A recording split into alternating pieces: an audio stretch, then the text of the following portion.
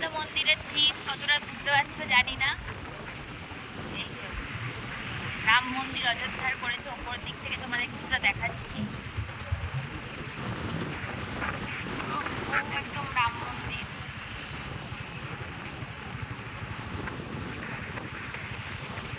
প্রচুর আখাড়া রয়েছে এখানে, প্রচুর টেম। এই যে দেখে দেখে এখান থেকে অর্ডার করা যাবে, মানে এই যে ভেতরের আইটেমসগুলো রয়েছে, কি সিস্টেম, কত সুন্দর। এখান থেকে টাকা দিয়ে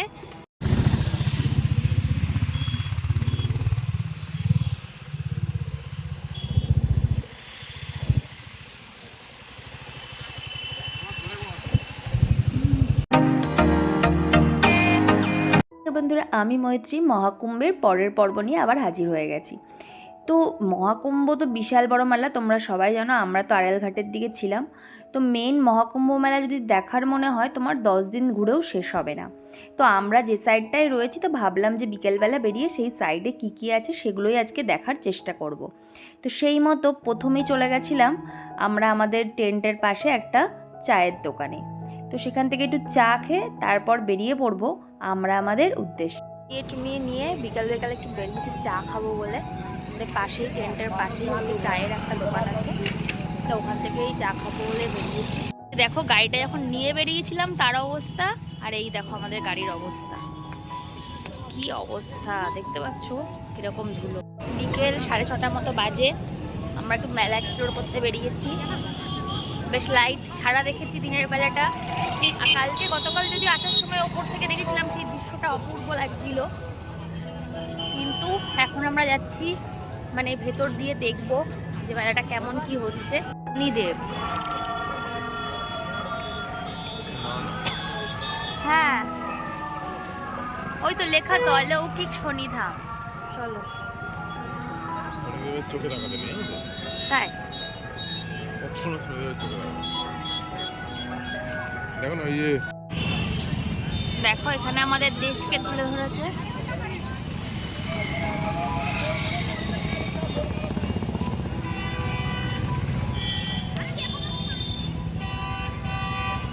এখানে ইন্ডিয়ান সরকারের ইনক্রেডিবল ইন্ডিয়া বলে একটা প্রজেক্ট হয়েছিল, যেখানে কিন্তু মহাকুম্ভের পুরো রুটটা এখান থেকে দেখা যেত যে কিভাবে কোথায় যেতে হবে।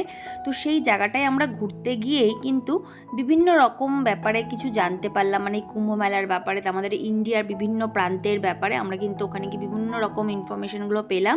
আর তার সাথে কিন্তু ওরা ফ্রিতে আমাদের খুব সুন্দর করে কিন্তু ছবি তুলেও দিয়েছিল।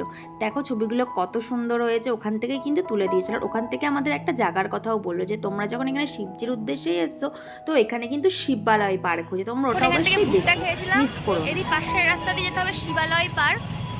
তো শিবের বিভিন্ন রকমের যে লিঙ্গ বা দর্শন স্থানগুলো সেগুলো নাকি তুলে ধরেছে, সেটাই এখন দেখতে যাচ্ছি। এটা একটা ব্যাসদেবের মূর্তি বানিয়েছে, কতটা বুঝতে পারছো জানি না, এত সুন্দর বানিয়েছে, দারুণ দেখতে লাগছে। এবার আমরা আস্তে আস্তে ওই শিবালয় পার্কের দিকে যাব, যেখানে শিবজির বিভিন্ন রকমের যে জ্যোতির্লিঙ্গগুলো রয়েছে সেগুলোরই কিছুটা থিম করে তুলে ধরেছে। তো বাইরে থেকে দেখে তো ভালোই লাগছে, ভেতরে গেলে আরো ভালো লাগবে। তো এই যে ইনি একটা ঝান্ডা নিয়েছেন, এরা যাতে লোকজন হারিয়ে না যায়। আর এই যে গাড়িগুলো রাখা আছে, এই গাড়িগুলো রাখো নিচে, আর ওইখানে রাখো ব্যাসদেবের মূর্তি। তো দেখেই বুঝতে পারছো যে কতটা হাইট।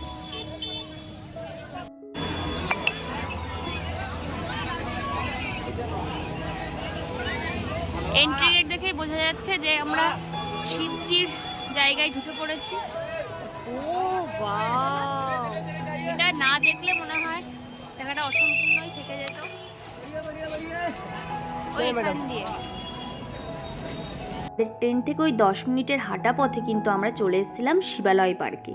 তো এসেই প্রথমে যেটা মহাকুম্ভের মেন থিম যে হলাহল, তো সেই অংশটাকে কিন্তু কি সুন্দর করে থিমের মাধ্যমে তুলে ধরেছিল, দারুণ লাগছে। এই যে দেখে দেখে এখান থেকে অর্ডার করা যাবে, মানে এই যে ভেতরের আইটেমসগুলো রয়েছে, কি সিস্টেম, কত সুন্দর। এখান থেকে টাকা দিয়ে নিলে এটা হয়ে যাবে। দেখো আর যেগুলো নেই সেগুলো নট কারেন্টলি অ্যাভেলেবেল লিখে রেখেছে। দেখো খুব সুন্দর সিস্টেম। এখানেই পেমেন্ট হবে। মানে এক এক জায়গায় এক এক রকমের সিস্টেম। Digital India.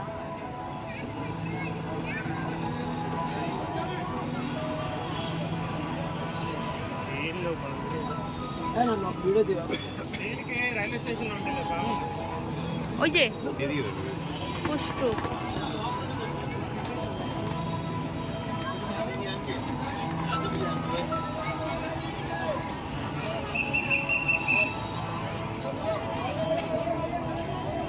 হলো না কেন, কি প্রসেসে দেখো এটা নিলাম, তো ওরটা সাকসেসফুল হলো না, কিন্তু আমারটা হয়েছে। কিন্তু ফ্রি অফ কস্ট নয় একদমই, 200 টাকা দিয়ে আমরা দুজন কাটলাম, কারণ এমনি দিনে 50 টাকা, কিন্তু স্যাটারডে সানডে আর হলিডেগুলোতে হচ্ছে 100 টাকা করে। তা আসলাম যখন এতটা কষ্ট করে জন্য দেখলামই।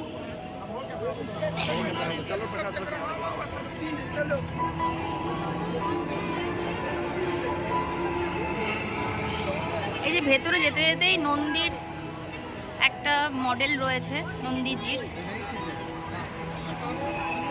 অসাধারণ সুন্দর। ঢুকেই তো নন্দীজির দর্শন হয়ে গেল।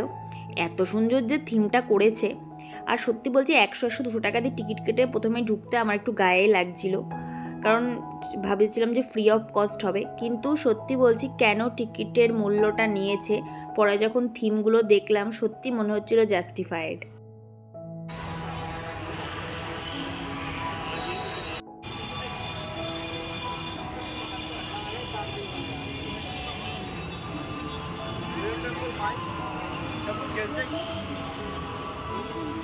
भैया भैया खड़ी हुई है,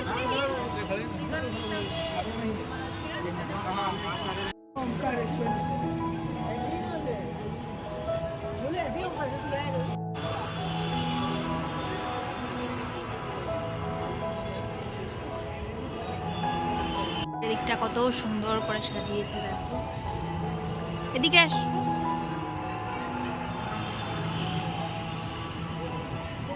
এই যে কাশী বিশ্বনাথের পেছন দিকটা,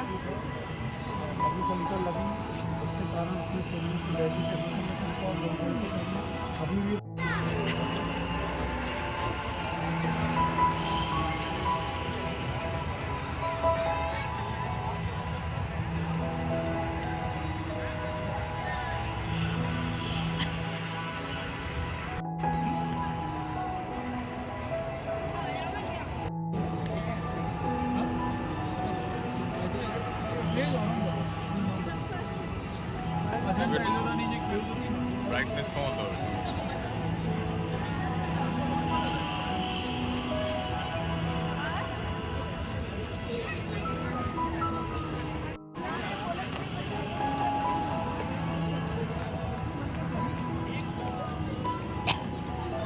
জির মূর্তিটা দেখো কি বড় বানিয়েছে, সাধারণ দেখতে লাগছে।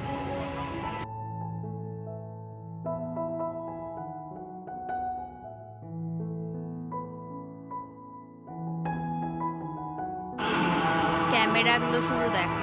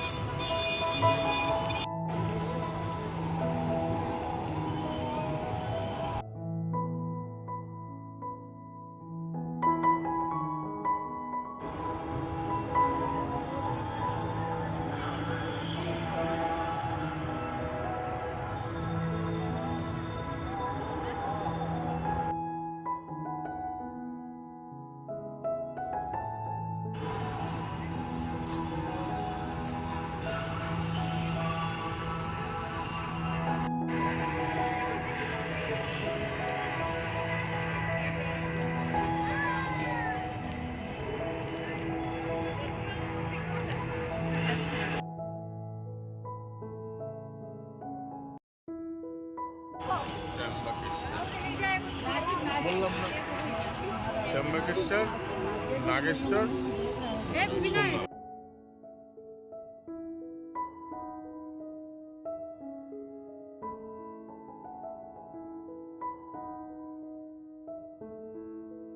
টাকায় এই যে জ্যোতির্লিঙ্গ দেখলাম, তোমাদের কেমন লাগলো আমার সাথে তোমরাও দেখলে অবশ্যই কমেন্ট করে জানিও, আর এইটার কাহিনী জানলে অবশ্যই কমেন্ট করে জানাবে।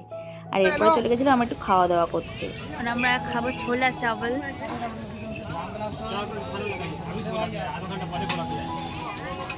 চলে আসছে ছোলা চাवल পুরির প্লেট। ডিনার একবারেই টেন্টে ফিরেছিলাম। তো আগের দিন তো দেখেছিল যে প্রচণ্ড ঠান্ডা, মানে উত্তরপ্রদেশ বিহারে যেমন দিনের বেলায় গরম তেমন রাতের বেলায় ঠান্ডা। টেন্টগুলো ছিল একদম গঙ্গার ধারে, সেই কারণে কিন্তু আমাদের কাছে ঠান্ডা সেরকম কিছু ছিলও না। সেই কারণে কিন্তু আমরা ওই ম্যানেজমেন্টের কাছে রিকোয়েস্ট করে ওদেরই টেন্টগুলো যেগুলোতে ওরা থাকছিল সেখানে একটু বেশি ভাড়া দিয়ে 2,000 টাকা মতো দিয়ে কিন্তু আমরা টেন্টটা নিয়েছিলাম রাতে একটু রেস্ট করবো বলে, কারণ পরের দিন এতটা ফিরতে হতো। আর আগের দিন দেখেছিলি যে রেস্ট না করে কী অবস্থা হয়েছিল। কতটা দেখতে পাচ্ছ বুঝতে পারছো জানি না, এই যে টয়লেট ল্যাট্রিন সব এদিকে কিন্তু খুব পরিষ্কার পরিচ্ছন্ন। দেখো সব রকমেরই ব্যবস্থা আছে, মানুষ তো নিজেরাই নোংরা করে সেটা বললে লাভ নেই, কিন্তু এখানে খুবই পরিষ্কার পরিচ্ছন্ন। এটাকে দেখায়, দেখো রাতের বেলা কি অসাধারণ লাগছে ব্রিজটাকে দেখতে, লাইটগুলো চেঞ্জ হয়, দারুণ দেখতে লাগছে। এই ব্রিজটা দিয়ে আমরা এসেছিলাম, আবার এটা দিয়ে ফিরতে হবে। এর বেলায় যেন শহরটাকে পুরো স্বপ্নপুরী লাগছিল, সত্যি এত সুন্দর ব্যবস্থাপনা। আর যেটা বলছিলাম যে আগের দিন তো তোমরা দেখেইছিলে যে আমাদের কীরকম অবস্থা হয়েছিল। তো খুব কষ্ট করে হয়তো বাবা আমাদের চেয়েছিল যে আমরা বাবার কাছে এসেই থাকি, তাই হয়তো এই ব্যবস্থাপনা। মোটামুটি 2,000 টাকা মতো নিচ্ছে, এখন কিছু উপায় নেই, এত ঠান্ডা তো সেই কারণে আমরা নিয়ে নিয়েছি। তো এখন ঘুমাবো। তো দেখা হচ্ছে একদম মানে হচ্ছে সকালবেলা, ভোরবেলা আবার আমাদের জার্নি শুরু করব ফেরার। তো চলো দেখা হচ্ছে। সকাল সকাল উঠে ব্যাগ প্যাক করে রেডি হয়ে নিয়েছি, আজকের মতো এখান থেকেই বিদায় নেওয়ার পালা। সত্যি ভীষণ অনেক রকম মানে অনুভূতি এক্সপিরিয়েন্স নিয়ে সব গেলাম, খুবই ভালো লাগছে। এই যে সব রেডি আমাদের ব্যাগ ট্যাগগুলো। তো হর হর মহাদেব বলে আজকের ভিডিওটা এখানেই শুরু করছি। তাহলে এখন মোটামুটি ফাঁকা ফাঁকাই রয়েছে, দেখো চারপাশটা।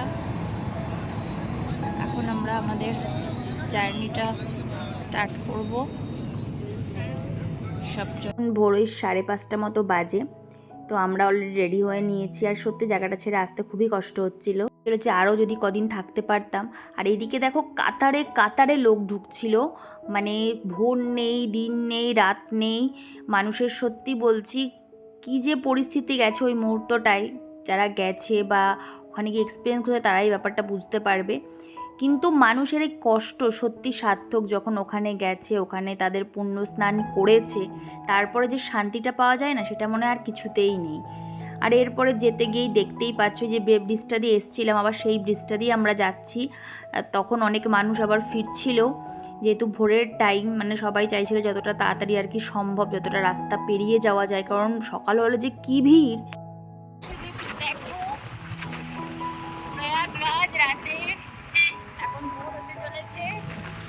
চারিদিকে আলোর শহর, দারুণ দেখতে লাগে, দারুণ। এ ভাষায় বলে বোঝানো যাবে না, এর মধ্যে কত কালেও দেখা যাবে ভাবা যাবে। একটা অসাধারণ এক্সপিরিয়েন্স। ও এই অযোধ্যা মন্দিরের ঠিক কতটা বুঝতে পারছো জানি না। এই যে রাম মন্দির অযোধ্যার করেছে, ওপর দিক থেকে তোমাদের কিছুটা দেখাচ্ছি। একদম রাম মন্দির।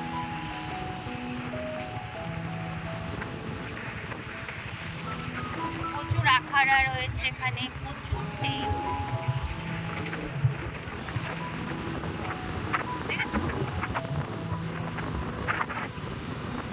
নতুন ভোর হওয়ার সাক্ষী থাকলাম।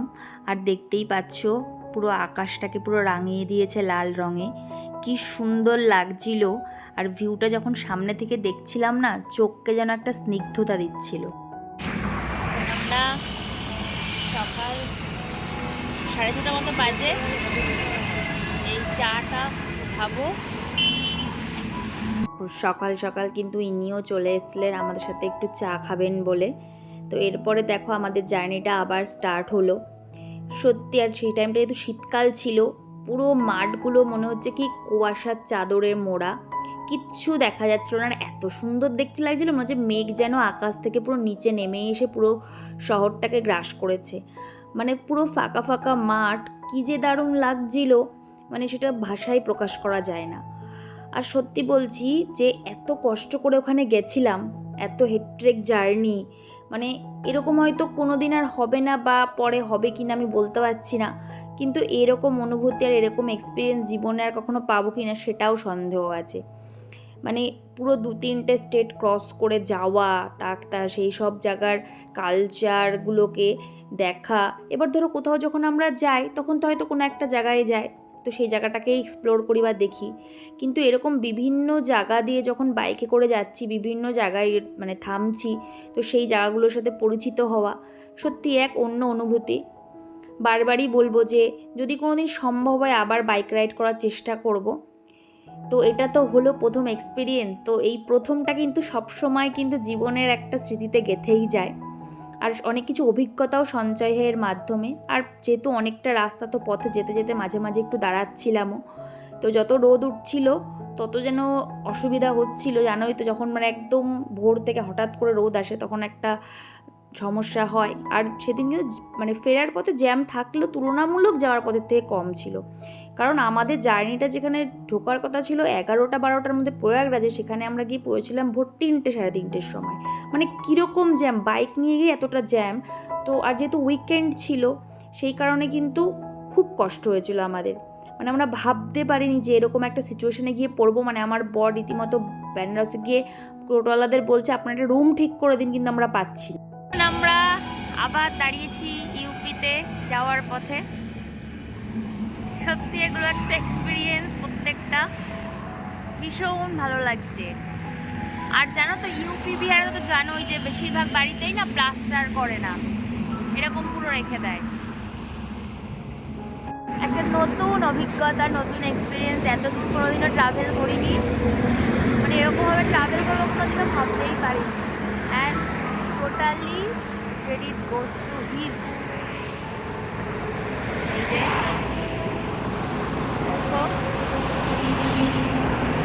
কি অবস্থা। যাওয়ার পথে একটা হোটেলে এখন আমরা খেতে দাঁড়ালাম।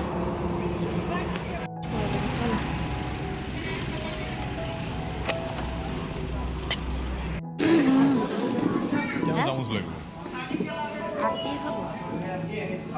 ব্রেকফাস্টে একটু পেট ঠাসিয়ে করেছিলাম, কারণ আগের দিন কিন্তু আমাদের অনেকটা লেট হয়েছিল, সেই কারণে আমরা ফেরার দিন চেষ্টা করছিলাম যতটা তাড়াতাড়ি সম্ভব স্টে না করে যতটা এগিয়ে আসা যায় আর কি। আর রাতের বেলায় জানো তো যে চাইছিলাম যে রাতের আগে আর কি ধানবাদগুলো ক্রস করি, যদিও ভয় লাগে না আমাদের, তাও চেষ্টা করা হচ্ছে যতটা আর কি এগিয়ে আসা যায়।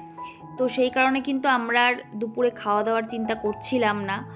তারপরে দেখো, আর যখন পথে যাচ্ছি এত সুন্দর জায়গাগুলো, মানে পুরো রাস্তা জুড়ে পাহাড় আর পাহাড়, আর এখানে দেখো পাহাড়টা একদম রুক্ষ প্রকৃতির, তো এর দৃশ্যটা অন্যরকম, আবার ঝাড়খণ্ডের পাহাড়গুলো অন্যরকম, বা সেখানকার গাছপালা, সেখানকার রাস্তাঘাট, এত সুন্দর এক্সপিরিয়েন্স না বলে বোঝাতে পারবো না। তোমরা কিন্তু অবশ্যই কমেন্ট করে জানি যে তোমাদের আমার ভিডিওগুলো কেমন লাগছে, আর তোমরা আমার সাথে জ্যোতির্লিঙ্গ দর্শন করলে সেটাও তোমাদের কেমন লেগেছে অবশ্যই কিন্তু কমেন্ট করবে। তোমরা কিন্তু কমেন্ট করছো না, কমেন্ট করলে কিন্তু ভিডিও বানানোর এনার্জি বা মোটিভেশনটা আরও পাওয়া যায়। তোমরা যদি পাশে থাকো আশা রাখছি আরও এগিয়ে যেতে পারবো।